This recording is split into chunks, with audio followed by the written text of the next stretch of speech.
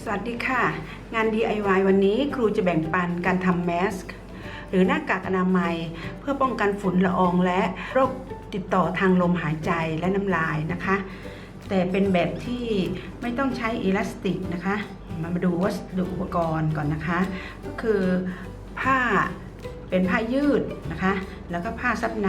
นะคะก็ยืดเหมือนกันแต่จะเป็นลูกไม้แล้วก็มีกรรไกรมีแบบตัดช็อคเขียนผ้าดินสอดำไม้บรรทัดได้และเข็มเย็บผ้าเข็มหมุดมาลงมือกันเลยค่ะ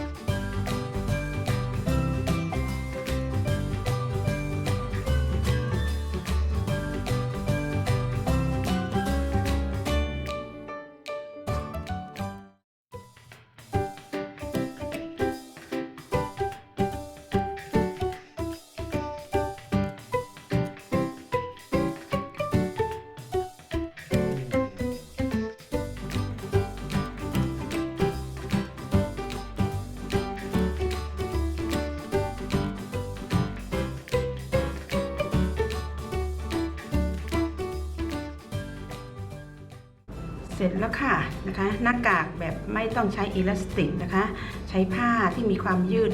อยู่ในตัวเห็นผ้ายืดนะคะทั้งซับในแล้วก็ผ้าข้างนอกไม่มีจักรเราก็เย็บมือได้ค่ะการทำหน้ากาก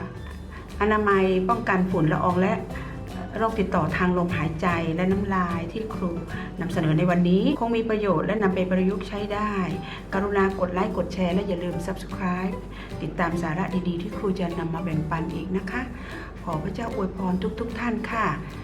สวัสดีค่ะ